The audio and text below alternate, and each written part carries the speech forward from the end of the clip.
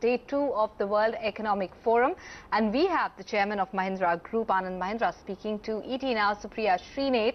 He said that the pessimism on the global growth front is overdone. Speaking on the 2019 polls, he says the the structural reforms is the only way any government can stay in power.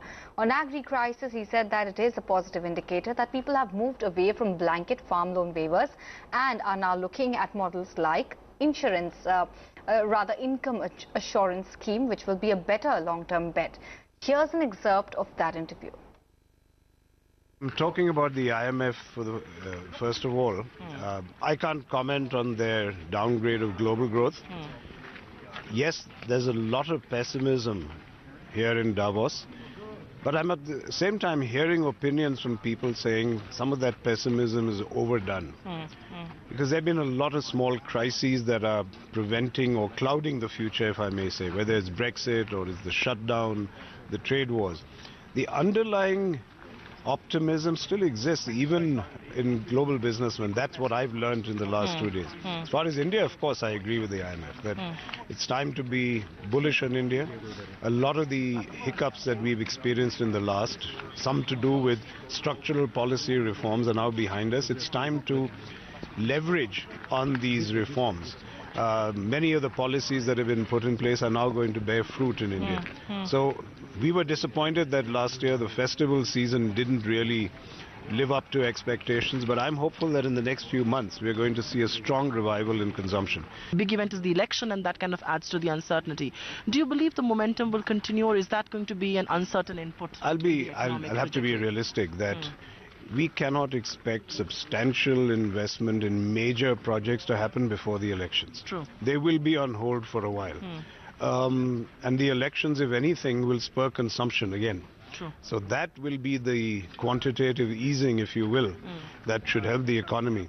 But once you have a new government in place, I don't think any new government, whatever its composition, is going to have any choice but to invest substantially if we are going to get the economy to grow beyond 7.5%, which is the projection. India is in fact just going through a very normal electoral process, and we've had coalitions before, and I believe right now the whole process of reform, every government, any government that comes in knows that its survival depends on development. Are economic reforms hard to sell politically? I think that's by definition, isn't it? Unless there's been some new wisdom. Good economics and bad politics and all of that. I don't think it's easy. Let me put it this way. I think it's becoming easier. I believe people are beginning to see the correlation between strong reform and between happier, good economic outcomes in their personal lives. That divide is not so strong. But having said that, it's always going to be difficult to push reforms politically. But you need creative people and sometimes creative incrementalism, knowing how to pace yourself to push it in the right direction. So a quick last question. A union budget is right around the corner, and there's plenty of speculation that this could perhaps bring in an agri-relief package for a sector that's in pain, a sector that you have a lot of exposure to. Do you believe that's the answer to India's agrarian stress, an agri-relief package? I'm glad in a way that at least it's moving away from the discussions on a blanket loan waiver. Agri-relief, that's a broad umbrella term. Does agriculture... An assured income, 10,000 per family. So does agriculture need relief? Yes. What is the nature of relief? There's a very constructive and healthy debate going on. People have understood that simply higher MSPs are not the answer. Bank loan waivers are not the answer.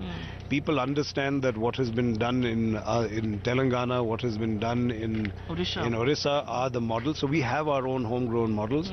We've got people like Gulati who've been writing on this for a long time, giving assured incomes, as you said, per stipends, and ensuring that tenant farmers get those stipends is an answer which I hope will be adopted as opposed to pure MSP increases or loan waivers.